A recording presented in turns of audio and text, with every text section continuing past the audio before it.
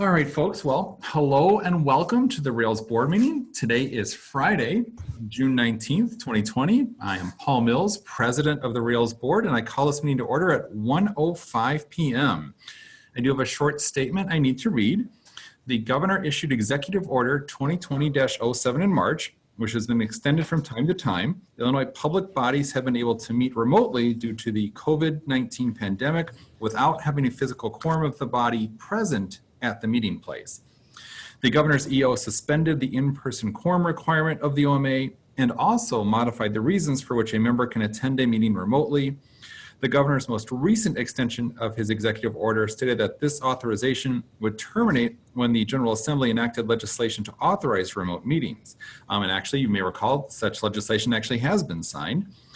Just as a note, as what to follow up with what Ryan and actually Emily had noted, please remember to unmute yourself before you speak, and also please do say your name when making a motion or comment. That makes it much easier for Emily to take minutes. And just as a further note, for any votes that we take today, all votes will be roll call votes. And with that, I say thank you all for being here. And Emily, would you please call roll? Sure. Dave Barry. Sue Busenbark. Here. Here. Michael Campbell. Here. Ellie Cox. Here. Gwen Gregory. Here. Percy Harris. Here. Diane Hollister. Here. Sarah McCone Chase. Here. Paul Mills. Jenna Namek-Luisi. I am here. Scott Poynton. Here. Dee Reynolds. Here. Nadia Shake. Here. And Thomas Stagg. Here. Oh, all present and accounted for. Thank you, Emily. We're now on to recognition of guests and announcements. Since we've started meeting via Zoom, we do this a little bit differently. But for those of you who are new to this process, Emily will now read the names of the guests who are participating via Zoom. Emily, do we have any guests participating via Zoom? We do. Myself, Emily Feister Rails, Ryan Hebel Rails, Jody Ruhl Rails, Jim Krieger Rails, Alex Vincena, who is one of our new board members, Mary Witt Rails, Welcome. Joe Philippek Rails, Mark Hatch Rails, Monica Harris Rails, Gina Burr is also present, and at the Illinois State Library, Karen Egan. Did I miss anyone? Yes, I'm here too. I'm sorry. Deirdre Brennan is also present. I have you on this list. Thank you, Emily. If anyone's name wasn't called and you're here, please speak now so that Emily can record you in the minutes. Okay, there's no chat messages, I believe. So, all right. Moving along to public comment. We have public comment via two ways. First, we have public comment via Zoom. Anyone on Zoom have any public comment that they would like to share? Any public comment? The other option was that people could submit public comment in advance to Emily. Emily, did you receive any comments? I received no public comments. Okay, thank you, Emily. All right, well, we are moving on to adoption of the agenda. May I have a motion and a second to adopt the agenda as presented? And please, before you state your name, so Emily has an easy time of it. Dave Barry, I move to adopt the agenda. Nadia Shake, I'll second that.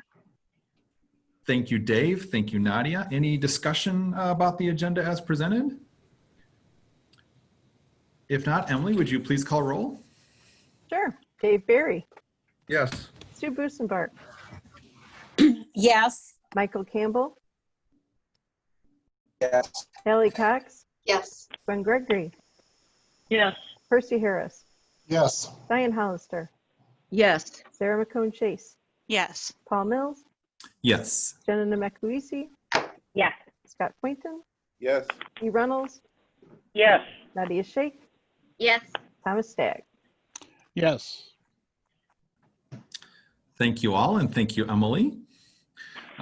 We now move on to number 6, the approval of the Rails board minutes, financial reports, and expenditures. The first set of minutes we have up for approval are the Rails board minutes of May 22nd, 2020, which was our regular meeting. May I have a motion and a second for the approval of the minutes of the May 22nd, 2020 Rails regular board meeting as submitted?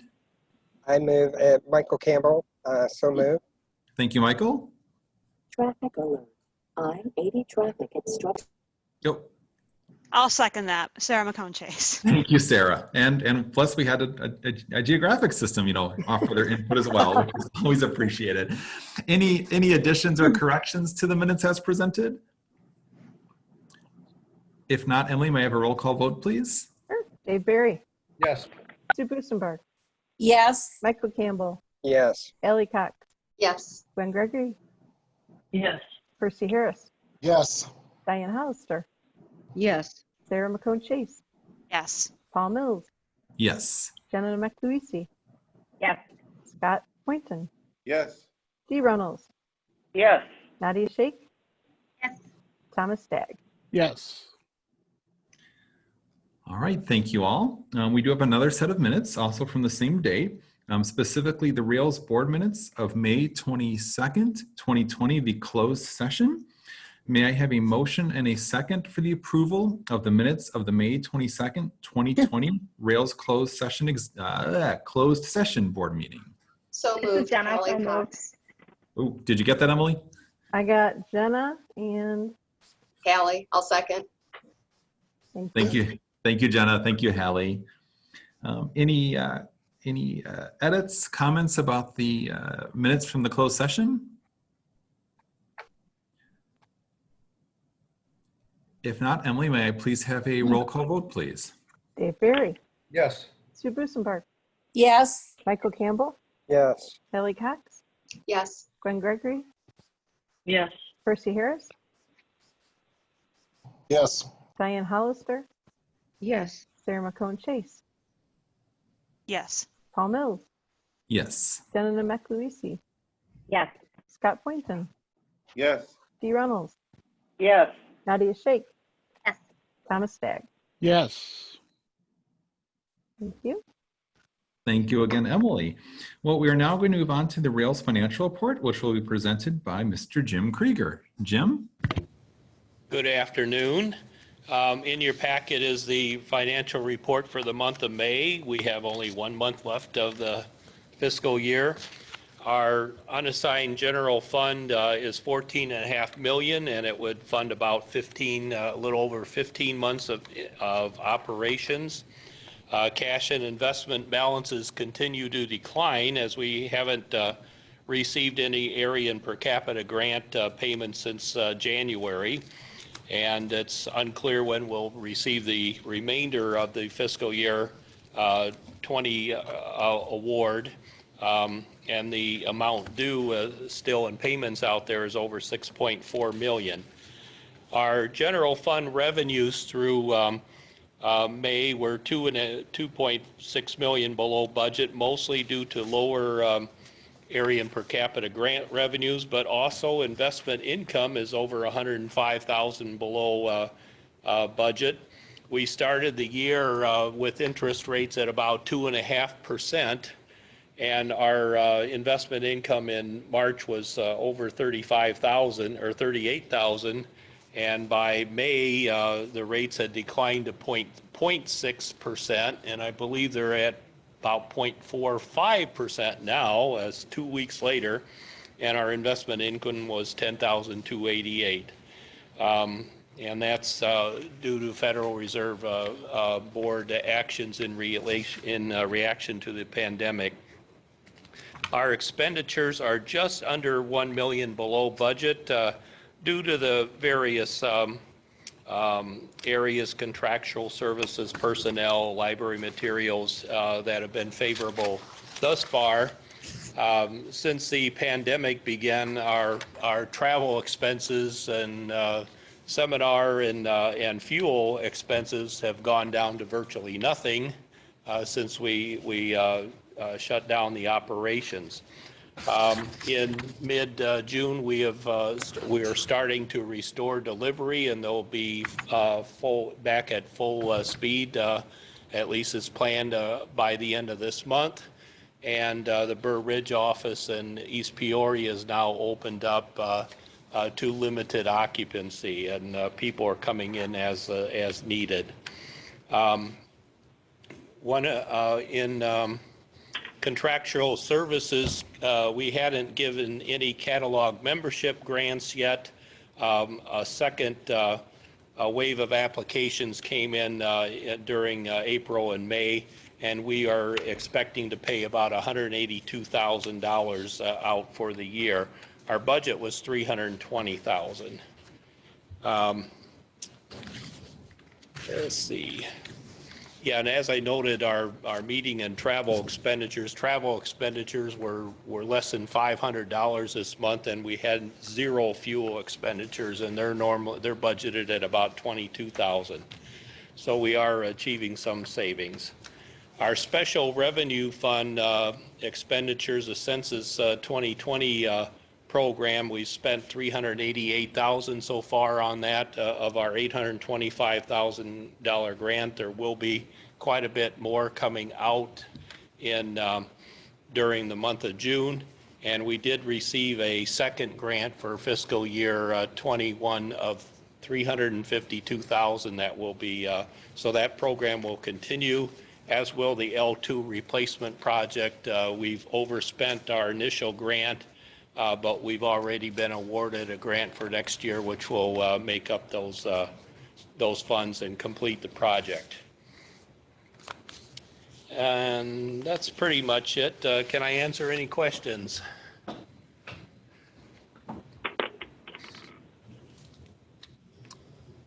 No questions for Jim? Well, Jim, then we move on to part two, the approval of expenditures, sir. All right.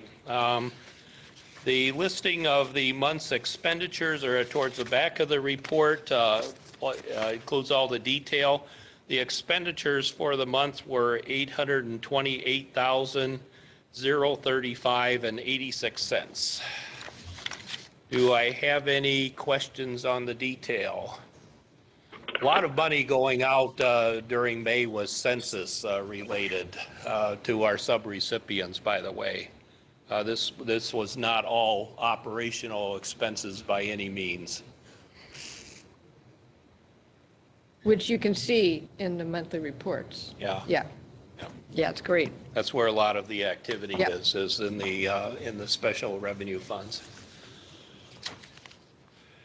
Well, at this point, may I have a motion for approval of the check, voucher, and register for May of 2020? This is Scott. I'll make that motion. Thank you, Scott. This is Dave Barry. I'll second that motion. Thank you, Dave. Any further questions for Jim about the check, voucher, register for May of 2020? Hearing none, Emily, would you please call roll? Sure. Dave Barry, Yes. Sue Busenbark, Yes. Michael Campbell, Yes. Hallie Cox, Yes. Glenn Gregory, Yes. Percy Harris, Yes. Diane Hollister,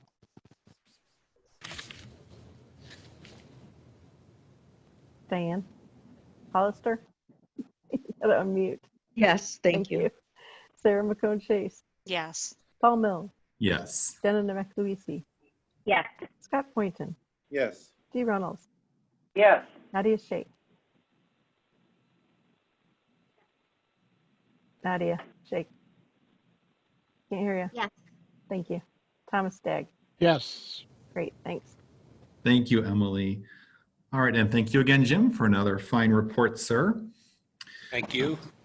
And speaking of reports, we move into reports, and it's me, report from the Rails Board President.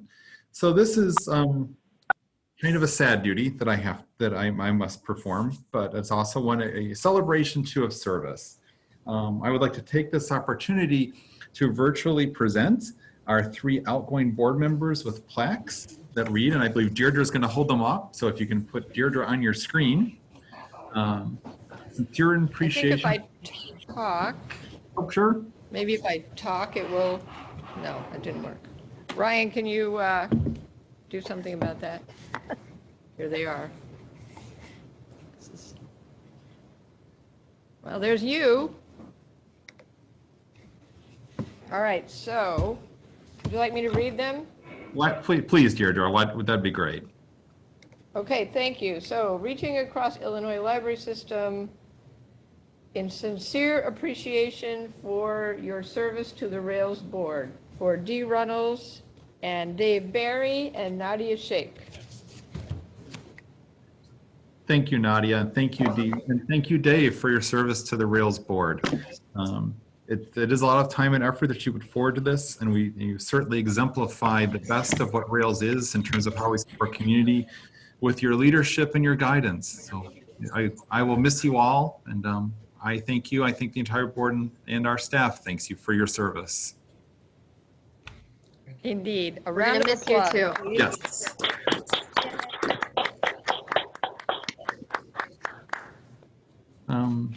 Continuing our report, this will actually be my last full meeting where I serve as Rails Board President, as my term as president comes to an end. Although, as you recall, at the transition, I have about 5 to 10 minutes at the July meeting before I turn over the reins to a new president. It's truly been a pleasure to serve as president of an organization and a whole concept of organizations that is near and dear to my heart. I started as a 30-year-old kid running a consortium in 2000. No idea what I was getting into, but I was, fortunate enough to be mentored by professionals, both on the staff, on the board, on the importance of resource sharing and how regional library systems serve their libraries, which in turn helps them to serve their communities better. And I spent a decade working in the systems, and it's truly been a pleasure as I complete my 5th year on the Rails board to serve the Rails board and all the communities that we serve. I thank you. I thank you for the honor of being president for this year. It's been wonderful because of the great board members we've got and the frankly amazing staff that we have at Rails. So I just wanted to say thank you again for this opportunity. It's truly been a pleasure to serve you. Moving on, we do have more reports. We have our committee reports, and the first one we have coming up is the Advocacy Committee. And Michael, do you have anything to share? Yes, thank you, Bob. First of all, I would like to thank the committee members because they have all very much contributed to that committee. This last month, we discussed and have been involved in contributing to working with ILA on a virtual legislative meetup, which we continue to try to contribute to. Secondly, we had a report on how we could contribute to the broadband initiative, since that has been such an issue for both schools and for the public at large during the pandemic, getting people access to broadband and how that could be a way to help us advocate for libraries. And then thirdly, Sarah talked a little bit about advocating for academic libraries and how we could better advocate for academic libraries. So that committee is really, starting to do some good things there. So thank you.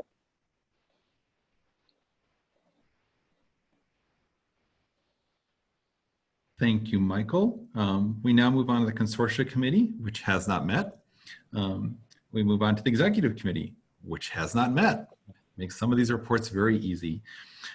We now move on to the Nominating Committee.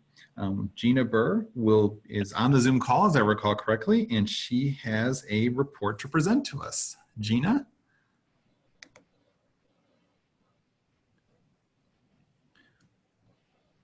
Can't hear you, Gina. How's that? Can you hear me now? Yep. Yay. Okay. Hello, everybody. And Hello. actually, hello. So I'm assuming you can see the memo, or you have received the memo that says I wrote it, but honestly, Emily did. Thank you very much. Included in it. Thank you first to Jay and Mary Jo and Ashton for serving on the committee with me, and also to Dee to let me know what I was supposed to be doing on this committee. I was the first time on it. So the election was held. It was held, I believe, fairly well without a hitch. The results are listed on the memo. Gwen was reelected. Kristen Kenny serving on the at-large seat. Becky Spratford, Beth Teppen, and Alex Vancina will be serving as public library trustees. And Jenna Menick Boyce, I'm not sure if I have that right. My apologies if I don't, was elected to the school library seat. The nominating committee conferred and also confirmed with a recommended slate of officers. All of these folks have been contacted and are willing to serve those positions. We proposed a slate that includes Gwen Gregory as president, moving up from the vice presidential services since he's currently Michael Campbell as vice president, Sarah McCone Chase as secretary, and Tom Stagg as treasurer. That is the basis of the report, and I'm not sure if there are questions or if there are other things I'm supposed to speak to. These are usually pretty good to put them in back.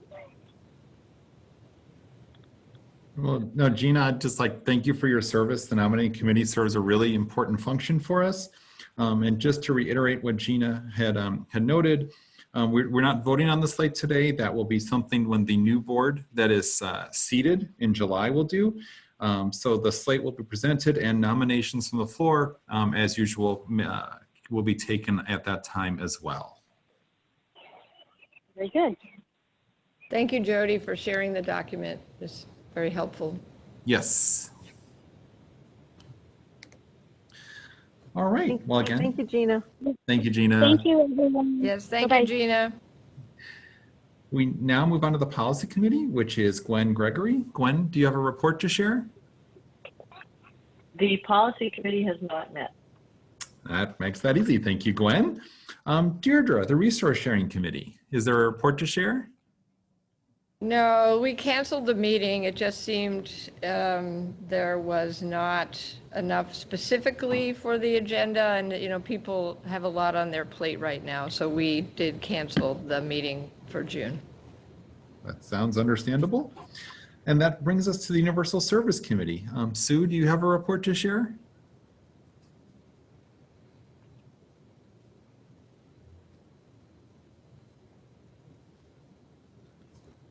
Sorry, I forgot to Nope. unmute myself. That's okay. We did not meet. Okay. Thank you, Sue. All right. Well, that completes our committee reports. We now move on to the Rails reports, and we start with the Rails monthly report. Deirdre? Yes, thank you, Paul. So I would like to, first of all, reiterate my thanks to the outgoing board members for all of your service and all of your assistance.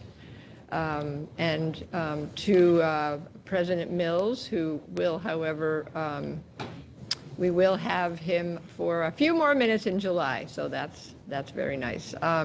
Also want to say welcome to Alex Vancina from New Lenox Public Library. Hi, Alex. He was one of our incoming board members. Thank you for coming today. Appreciate that.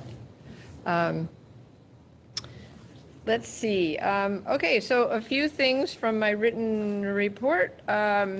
Delivery did resume on June 18th for a run to return items that had been in our warehouses and hubs.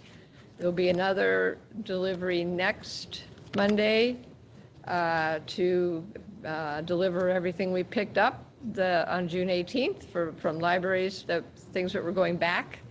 And then on June 29th, drum roll, it starts again full bore pretty much last I heard from Monica, over, I think 59% of libraries were opting back into delivery. So that's really great news. And we also know that Paul Mills and Scott Poynton had personal experience being delivery drivers and deliverers. So for Pinnacle Libraries. So I understand that was quite an experience for you guys. So. Scott and I have always, I think, valued the hard work our Rails delivery team does. We have an even deeper appreciation of it now, Scott. Yes, we have a whole new appreciation for sure. Deirdre, I did relay that to Mark as well. Deirdre, a quick question on Monday. Are they only dropping off or will they pick up bins on Monday? I think they're picking up too, right, Monica? Yes. Yes, they'll also be picking up. Okay, just Yep. curious. Just not Sorry about that. delivery, just return items. Yes. You know, the date is actually on Thursday, on Monday. We're not Oh, actually I'm doing the sorry. deliveries. It's actually going to be on Thursday. I'm sorry. Yes. Okay, next Thursday. Great.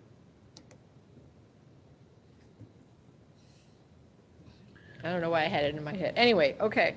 Thank you. June 25th, yes. Okay, let's see, what else did Jim gave you a good financial report about the census, which is going along.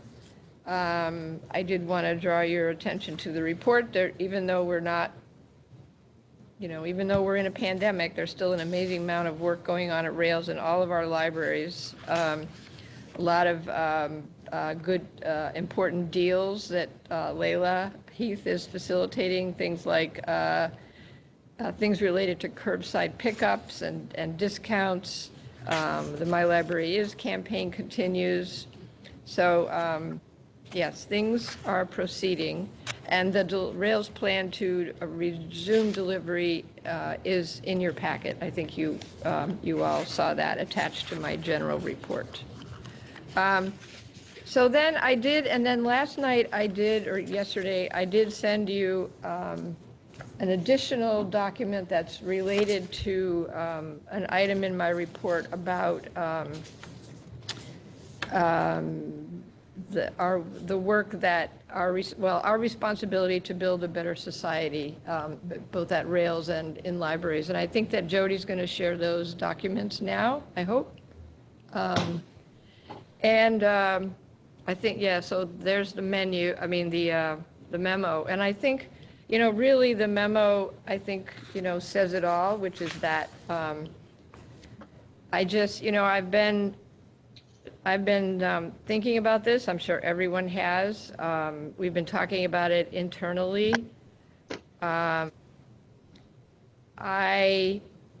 It's as I say in the in the memo, I have just become convinced that we cannot stay silent on this issue. Equal access is such a fundamental, or equity of access, whatever, both. It's just such a fundamental value and role of libraries that I think we need to talk about, what Rails' role can and should be. So that's really. That's the conversation that I would like to have with you. So Jody has put up my document. As I said, I'm not asking for approval or anything at this point.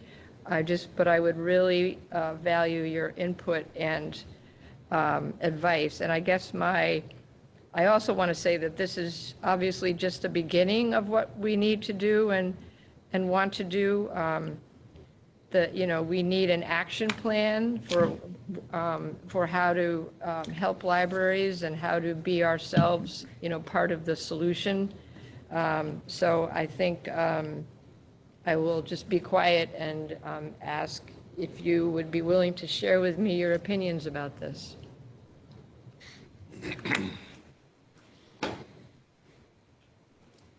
Maybe we'll just leave it up for another minute or two, and then you can take it down, Jody, so that we can all see each other, probably better, be able to look each other in the face. But feel free to speak at any point.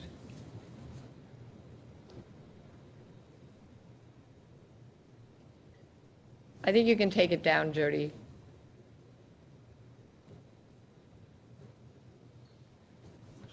So thoughts? This is Scott. I think, I don't know, maybe this is me just wanting to believe the best in people, but I feel like libraries are going to want to do all this stuff. So maybe what we should focus on are some best practices, or maybe just shining a light on things that well-intentioned people wouldn't have thought of or something. I think I share your positive outlook on humanity for the most part, Scott, I guess. I do think that some libraries are better positioned. They have more resources, to be able to do this work. And I think that, to make a difference with their communities and their staff, I think that, one thing we can do maybe is help libraries that are less able to help themselves do this work through grants or best practice, through training, etc. Maybe we can look at, so this is Hallie, maybe we can look at supporting those human library initiatives that were going on for a while, may still be going on. I think this would be a really good platform to be able to get people to sit down together and check out, each other. And be able to ask each other those hard questions, and maybe do a best practices for setting something like that up. The legalities behind it, and, basically putting together a toolkit to give to libraries so they can develop those a little bit faster and with more confidence. Yeah, I think if we set some standards or something like that, it could be okay. I see a lot of discussion on Twitter where people are saying, please don't make me responsible for your knowledge. And I think that we should be really sensitive to that kind of sentiment where we certainly would never want to make any part of our populations to ever feel like they were tokens to us in any way. So I just want to be really sensitive to a concern like that if we went forward with a project like this. I absolutely agree, and that's sort of why I was thinking of it, as I was hoping this would help take the, for lack of a better term, the pressure off people that weren't volunteering to do this. We would, clearly do this with volunteers and people that want to act in that role, and maybe, help in a great scheme. But yes, I agree. We absolutely need to be sensitive to that. Yeah, I think it has some potential, especially if we can really help define what the library's role in a conversation like that would be, to help take pressures off of places and foster true conversation that's sensitive. Hey Sarah, this is Scott. Can you elaborate on the don't make me responsible for your knowledge thing? I'm trying to wrap my head around that. Okay, so I'm happy to, but this is again what I'm learning from Twitter, and I don't want to be a spokesperson for something that I have no business being a spokesperson for. But what I'm seeing is a lot of people are saying, if you have racist ideas, for example, or if your knowledge of other people in our culture is somehow lacking, how is that my responsibility to teach you? You should have been learning this all along. So. Okay, I got you. Like, I understand how the transfer of knowledge works, but I also think that, somebody saying, oh, I didn't realize that, and I'm not giving this opinion to anyone, but saying like, oh, I didn't realize that racism was an issue in this way. Tell me more about that. It's like, well, you can also go look that up somewhere. There's plenty of reading other places. Why should I have to explain that to you as a person of color, for example? And I just want to make sure that we're not suddenly saying, hello, population of color in our community, please teach us everything that we should have been learning so far. To be a little crude about it. This is Diane. Oh, I'm sorry. Hi, Diane. Hi. Go ahead. I don't mean to interrupt. One of the things that I've been thinking, my concern is for new graduates of library school. I believe, and this is from my own experience, having guidance upon graduation, because I know once we graduate, We're so thrilled to get that first job, to get our foot in the door. But there are some other downsides to that. I think it would be helpful if people who have retired or exited from libraries to give like an exit interview, so those interviews could be available to new graduates, like at a library school, so we could read other people's opinions of what really happens behind those doors for the new graduates before they enter and find themselves in a situation they would not have wanted to be in.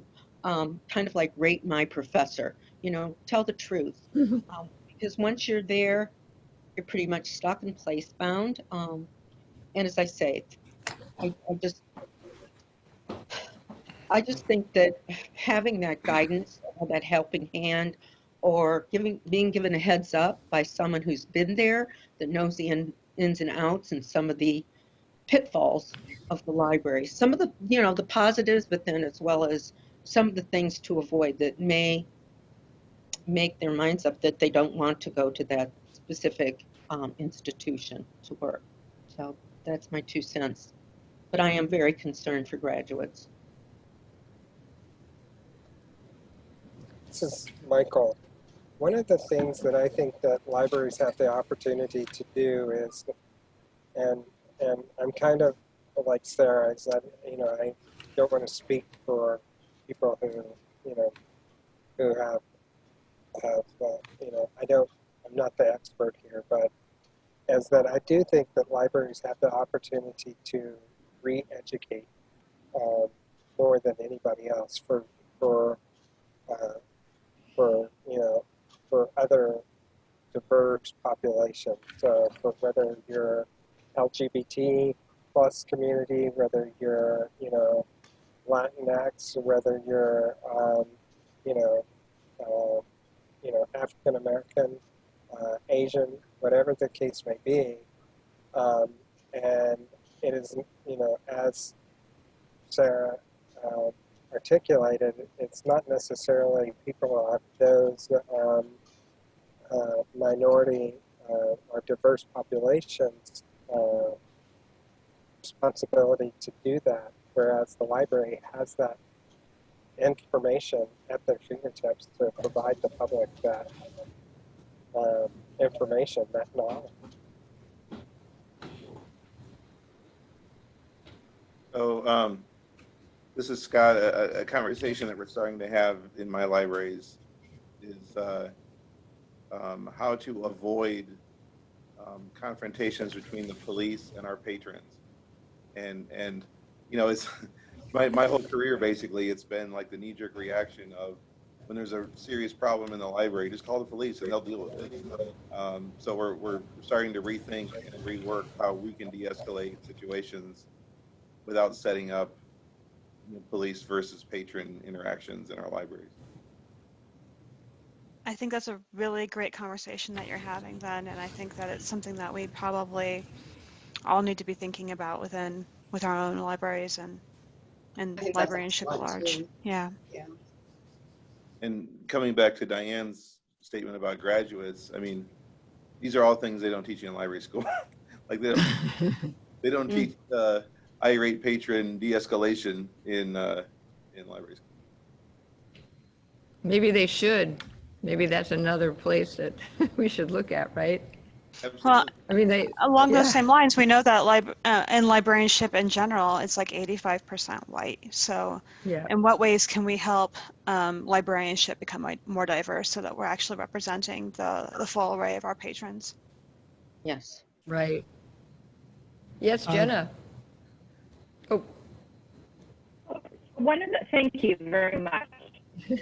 One of the things that has been particularly important to me, and this is something that I can't remember if I saw it in a video or if I read it somewhere, the difference between taking on responsibility for educating others and then taking on the responsibility of being someone who's teachable.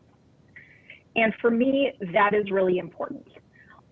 I don't know that I would ever put myself in a role where I feel like I need to be educating others about these particular topics, which are kind of out of my milieu, but I do think that I can educate people on how to make themselves teachable and open, and to seek out opportunities, become more educated rather than relying on, as Sarah had mentioned, because I've seen many of those same things that Sarah was mentioning on social media and in various things that I've been seeing and reading. I think that's where the work starts. As someone who educates library school students at Dominican University, I spend a lot of my time, I teach an advocacy class, which is an upper level master's class, which is because I feel like that's another thing that we don't really teach students in library school is how to be effective advocates. And most of what I teach them, it's less about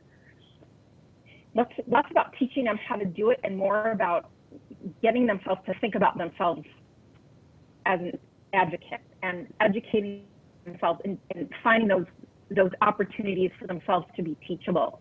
And I think that that's a really important thing to focus on.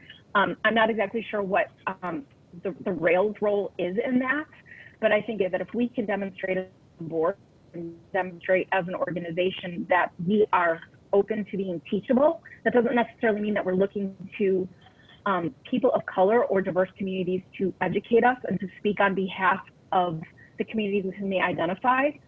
But I think showing through our libraries, through our organizations, through our own actions and the things that we say and do that we are teachable people in all of these areas and that we are open to taking the onus for that, I think that is really critical.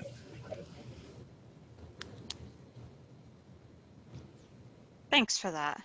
That was real. Thank you. Yes, thank you. This is Tom. Having been through the hiring process of a new director, trying to get more diverse into the libraries, into library education system. I was looking at some figures of statistics that the library schools these were a couple years old, do not reflect the population levels in the U.S. And I was actually looked at Canada, and they actually have a website that promotes jobs for minority librarians, which I thought was kind of cool. Tom, I think to go along with what you just said, I don't have numbers in front of me. I don't know the numbers, but my gut tells me that a large percentage of people that go to library school already worked in a library at least a little bit. And I think the library schools are dying for people of color to come to them. And they're trying various things, but they're not succeeding. But I think it's more up to libraries to hire people of color so they'll get bit by the bug and then they'll want to go to library school. I think that's the path. I don't know if you all saw, oh, sorry, go ahead. No, I agree with you, Scott. Our last three hires, two were minorities. That's great. So this is Gwen, and so I think that this is like a pretty narrow part of it here is the diversifying the profession. I think there could be a role for Rails. I believe we talked about this a few months ago about, could Rails somehow coordinate some like recruiting efforts in the Rails area? And you're right, Scott, that the idea of recruiting people to join like the library world even before they go to library school is a great idea also. We've tried to do that at UIC we were starting to have like undergraduate interns at our library, undergraduate students who work at UIC but that's a small number of people, but it was, we thought we'd give it a try. But something like Rails could do something on a larger scale than that. And that's like one program that could be tried.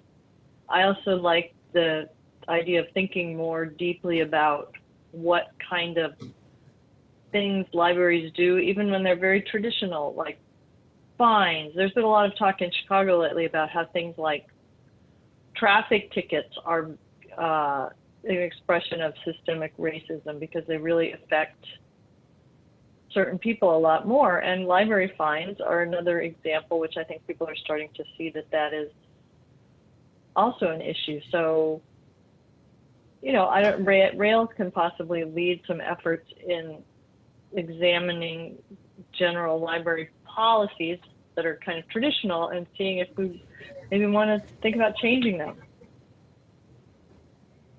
One thing Gwen said in particular, a practical tool that I think would be very helpful for, I think, Rails members of all types would actually be a methodology for analyzing our policies and procedures to look for, bias and other things there. A framework for us to look at those things would be a great first step. Related to this, I don't know if any or all of you have seen the most recent issue of Public Libraries, the magazine that's put out by the Public Library Association. I think it's the most recent one. Yeah, I'm sure it is, because they reference the beginning of COVID. And it's about changing roles of libraries. And one of the very interesting articles in there that I can find and send to you all was about how our system, even what we're talking about, is set up. Maybe we need to forget about the master's degree. I know I'm a big proponent of the master's degree, but basically, as soon as we say you have to have a master's degree to progress in a library, that's a kind of a system that isn't fair to everybody. And so this one article was written by a director, I think maybe from San Antonio, I'm not sure. And he was talking about, finding ways to get away from those kinds of barriers, having to have a master's degree, to help with the diversity of the profession. Now, I know that's not something that everybody's going to be happy about. Probably not necessarily me, but I think that's the kind of thing we have to think about. The things that we most take for granted, we have to question those also. Deirdre, this is Scott. I appreciate what you were just saying, and I think we're probably like-minded on it. But one of my mentors when I was first becoming a librarian had worked his whole career on trying to establish librarianship as a profession, like doctor, lawyer, teacher, librarian. It is a profession. And so, it's like there's 100 years of history of saying to be in that profession, you have to have that degree. I don't think we've still achieved parity between even teacher and librarian, at least public librarian, as far as salaries and whatnot. So there's so many facets to it. It's hard to know how to tackle that without doing damage to the work that's been done to try to raise librarian salaries, because it is a profession. It's difficult. You know how I feel about standards and all that. I'm just, yes, I think we are like-minded. I'm just saying that I do think we have to think about everything, in order to determine if, maybe there's a way of modifying it, or maybe just, and it's just about, I guess, like internal honesty, like not saying, oh, well, we have to have that, and not even questioning it. Along those lines, and it builds on this conversation, I think library called it getting people have the library bug, which is what happened to me. I started working in a library, volunteered in a library in 8th grade, and that's like, wow, this is really cool. Our institution is, we've tried to provide an environment where there's opportunities for advancement, but also we've had the resources to provide assistance for folks to get the master's in terms of financial support. So, I do get not everyone can do that, but, we've tried to, create a culture of openness and acceptance, and also encouragement of folks who may not have necessarily considered that path, to say, this is a path that's available, and we're here to help you, achieve that goal. Yes. Sometimes there are libraries with cultures that have date back generations, with these cultures that exist. with the reality of, and I've mentioned this before, the 3 isms: cronyism, favoritism, and nepotism.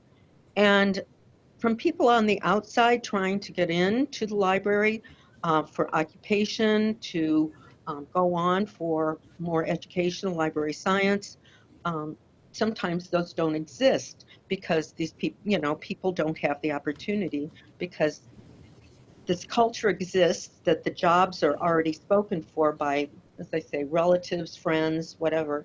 And it's really hard to break through. I've seen this. I mean, this is reality. This is what I meant when I graduated. And I did not have a library background at all. I mean, I was told when I went knocking on doors after I had my master's degree, not in library science, in another discipline, I checked at the library and I said, no, I was told you have to have a Master of Library Science. So I went on that journey. But while working at a library, I mean, I saw this all the time. People who had applied for jobs with experience, with the library degree, they didn't have a chance because the jobs were already earmarked for someone, sister-in-law or whatever. I hate to be blunt about this, but this happens so often. I don't know how it can be eradicated.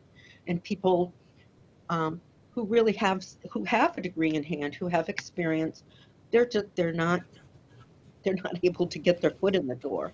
And that's why I'm concerned about that.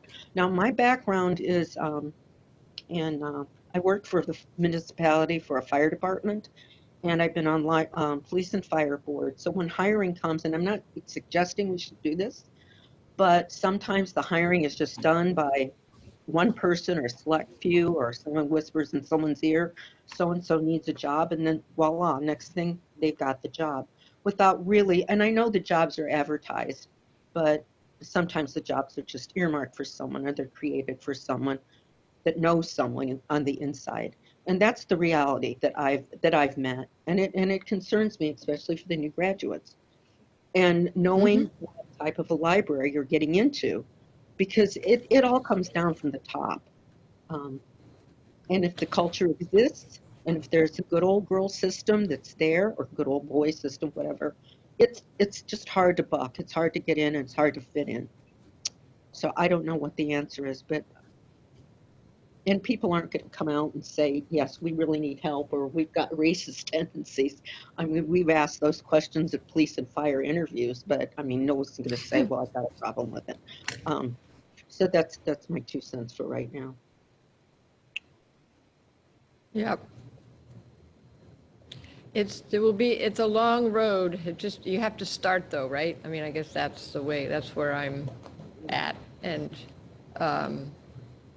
I mean, and like it's as I truly believe that libraries are a force for good in so many ways, and always. I mean, yes, we have problems, as Diane has described, definitely, and we see these in our role, that's for sure. But I think, as I said, libraries do look to us for leadership, and I think we have to figure out what that means right now, as well as look at ourselves. We have certainly our own problems. We know that, and that's why we have, as one of our initiatives next year, an equity, diversity, and inclusion project for Rails staff, with Rails staff.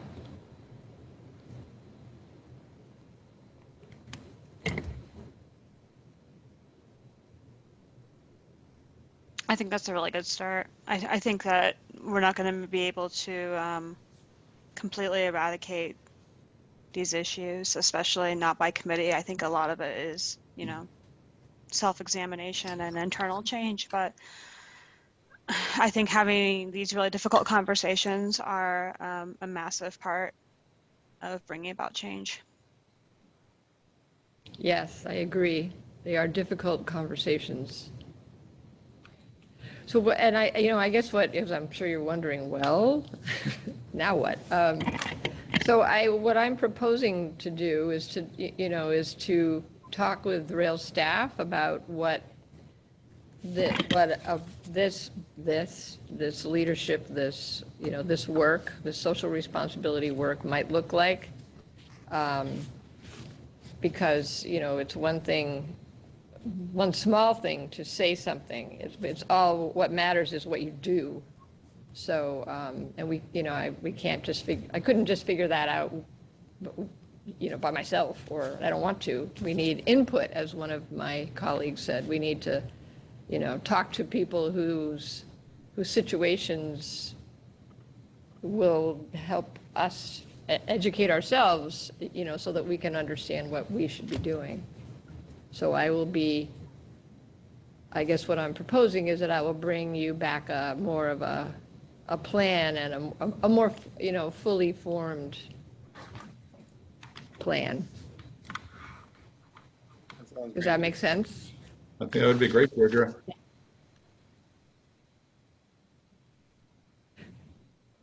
I think that we will obviously be creating a whole, a space on our website for all this too. That, obviously. Yeah, okay. So, and I don't mean to cut off the conversation. I just thought I should at least give you, what I'm thinking in terms of process. So this is Gwen. It does seem like with the new effort that Rails is undertaking, that will probably inspire a lot of the Rails staff to think of new and different ways and activities that they could see Rails having an impact. So that I'm sure that will lead to a lot of interesting ideas of things to do in the future. And hopefully ways to really emphasize this in like specific Rails activities as well as just in Rails activities in general. Yes, exactly. Might sound odd, this is Hallie, but could we do sort of a promotional derailing Rails? We're derailing our cult, this embedded and rethinking and I don't know, that just popped into my head. Right. Right. No, you're right. We need to be able to easily, and I don't want to say branded. I don't mean it by that, but it needs to be very quickly understandable and come across as foundational or fundamental, real change, real work.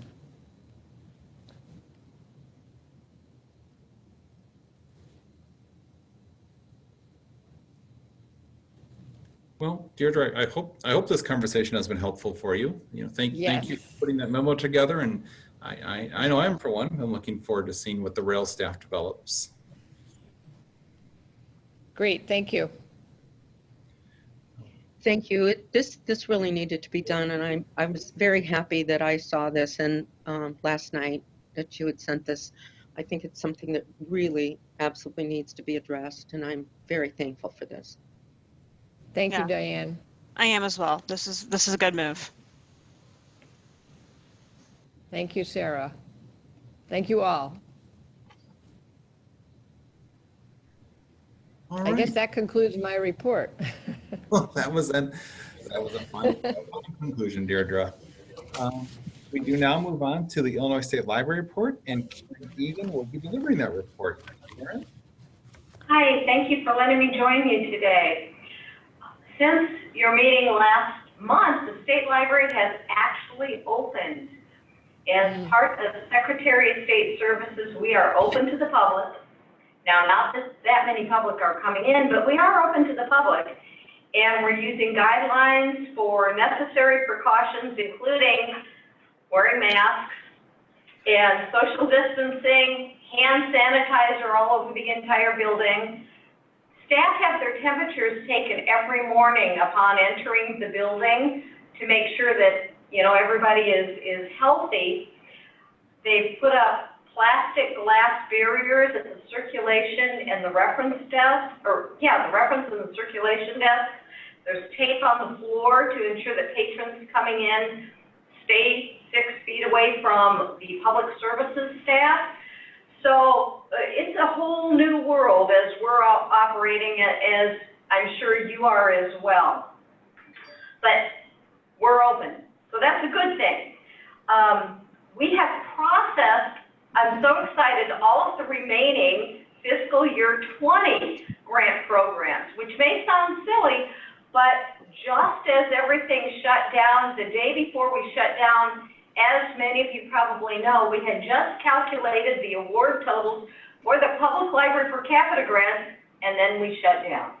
So by now, everyone should have received their public library per capita and equalization aid award letters, and payments are in process. For those of you in public libraries, please note we extended the deadline for last year's grant, which would have been, coming up soon, but it's extended to December 31st to align with the due date of the FY21 applications when those funds are normally reported as dispersed. And that was a really long sentence. And so if you have questions about the expenditure and that extension, please just let us know. Moving forward to FY21, you'll be excited to know that the system area and per capita grants have been reviewed, and we don't foresee any issues at all with them, and awards are forthcoming very soon. We are advising the systems to move forward with caution because there are some cash flow concerns coming out of the comptroller's office. The state comptroller has already indicated that due to COVID, the tax revenues that didn't happen because of closures, the delay in payments being made on taxes, all payments, not just grants, will probably be delayed. And this is going to impact every payment across the state, not just grant programs like the per capita grant to Rails and the public library per capita grants. The governor did sign the FY21 budget, and we are moving forward with the FY21 programs now, like the Live and Learn construction grant programs. A number of direct appropriations to libraries were included in the FY21 state budget, and we are in the process of contacting those libraries as those things are sorted out. The state library is in the final stages of getting CARE Act opportunities ready to announce so libraries can make applications. What was necessary was the state library had to have the appropriate expenditure authority before we could actually make those funds available. And we do have that now as part of the FY21 budget. So watch for an announcement, we hope before your next board meeting. This offering is based on the guidance from the Institute of Museum and Library Services and follows the CARES Act legislation. It'll be, watch for things like PPE, technologies and connectivity, and digital resources. That's about as much of a hint as I can give. Now, given that our office has only been open 3 weeks, we have moved forward quite a bit with a lot of to be completed by June 30th. There's been no modification of our fiscal requirements as a state agency, and so we're on the same time frame as we always are, even with the COVID-19, but we still have a lot of work we've got to get done to catch up. Does anybody have any questions?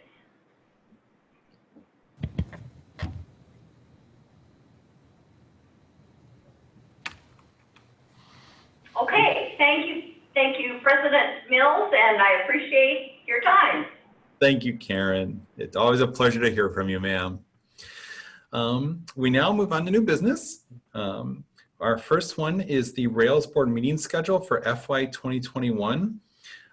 Deirdre, would you like to take this? Sure. Yes, you have a draft in your packet.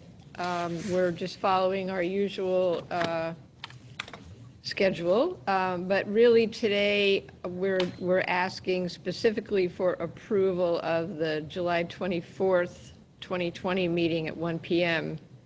And then we will obviously, we need to check with the entire, FY21 board that the schedule works for all of them. But we would like to have the July 24th meeting approved today, please. Sure. So may I have a motion and a second for the approval of Friday, July 24th, 2020 at 1 p.m. as the date and time for our next board meeting? This is Sue. I move that. Sue, I heard Sue. Do we have a second? Diane Hollister. Diane. All right. We have Sue and Diane. Any further conversation about that date and time for our next board meeting? Hearing none. Emily, could we have a roll call, please? Sure. Dave Barry, Yes. Sue Busenbark, Yes. Michael Campbell, Yes. Kelly Cox, Yes. Gwen Gregory, Yes. Percy Harris, Yes. Diane Hollister, Yes. Sarah McCone Chase, Yes. Paul Mills, Yes. Donna McLuisi, Yes. Scott Poynton, Yes. Dee Runnels, Nadia Sheikh, Thomas Stagg. Yes. All right. Thank you, everybody. We now move on. Thank you. Nope. Thank you, Deirdre. We now move on to the Executive Director goals for FY 2021. A quick note, on the agenda, we had stated this was an action item, but actually we would actually be looking for approval at the July board meeting. But this is an opportunity if anyone has any comments or additions to the proposed goals for Deirdre. And obviously, the discussion that we had previously would be a huge goal. These are just additional areas that we probably want to keep moving on. Sustainability, we're going to be working on the pandemic issues, whether we want to or not. Advocacy, board engagement, universal service, and really want to continue the work with multi-type. Working with libraries of all types. I think we've made a lot of really good progress this year with school libraries. I think we definitely have a stronger relationship with ISLE, thanks to the work of some Rails staff and the ISLE folks and Jenna and Michael. So we gotta keep working on that. So anything else that you think should be included, and then I'll work up a more final list for next month. Any suggestions for Deirdre's goals for the coming year? So this is Gwen. I'm glad that there's the equity, diversity, and inclusion issue is in there, but I would appreciate it if it was like a stronger statement. Oh, it will be, yes. Okay, all right, great. Yep, thank you, but yes. Yeah, this was, yeah.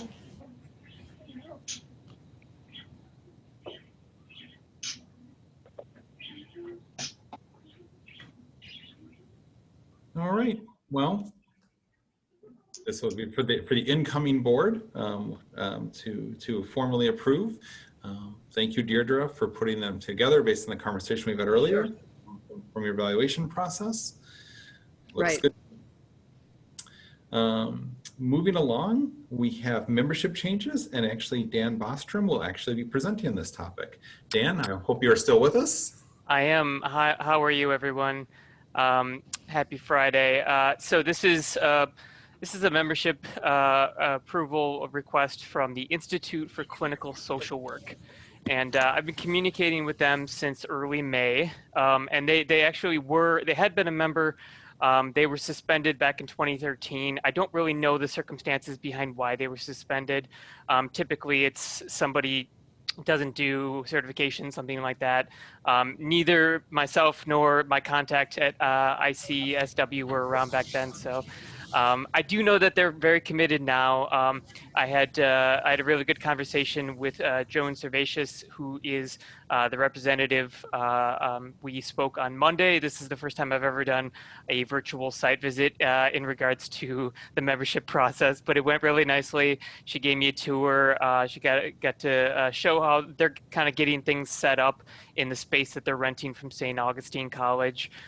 They had moved from Robert Morris, which, as you know, merged with Roosevelt fairly recently. So they've already started conversations with Carly. This is one of the biggest reasons that they want to join Rails is so that they can join Carly. And they've already started conversations, and they are basically just waiting for our approval. They're also interested in continuing education deals and discounts. But I think this is a pretty solid one. I think they have a pretty good plan in place. And so, yeah. Can I answer any questions about this?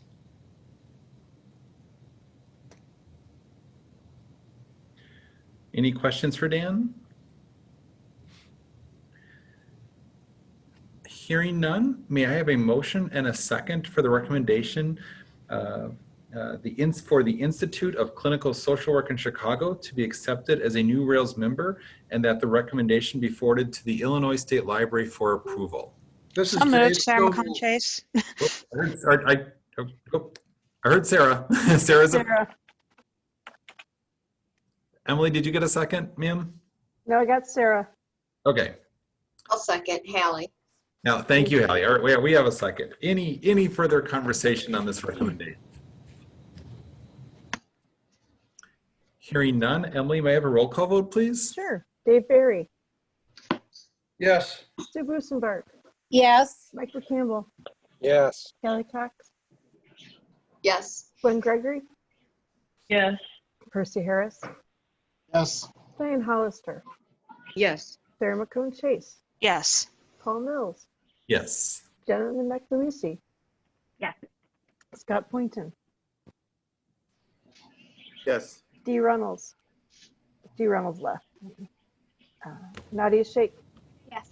And Thomas Stagg. Yes. All right. Thank you, Emily. Thank you all.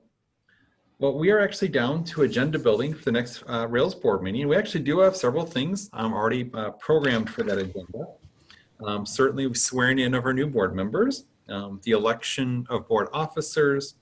We will also have a discussion and approval of continuing the conversation regarding the executive director's goals, a discussion and approval of a revised compensation structure for Rails staff, and as talked about earlier, an approval of a board meeting schedule after the July meeting. Does anyone have anything else they would like to see placed on the agenda for July?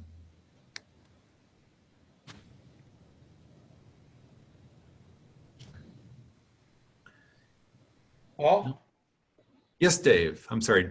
Actually, I don't want anything to say on the agenda, but I just want to say thank you all for the experience I've had as a board member and your president for that. And also, the staff here makes this board work. Dee, Emily, everybody else in there. If it wasn't for them, we couldn't do our work. Thank you all. Oh, thank you, Dave. That's very nice. We'll miss you. Thank you very much. I will say I'm hopeful. You know, at this point, we're anticipating the next meeting will be held via Zoom, but you know, it's a month away. So please do follow your email to see what our meeting method will be.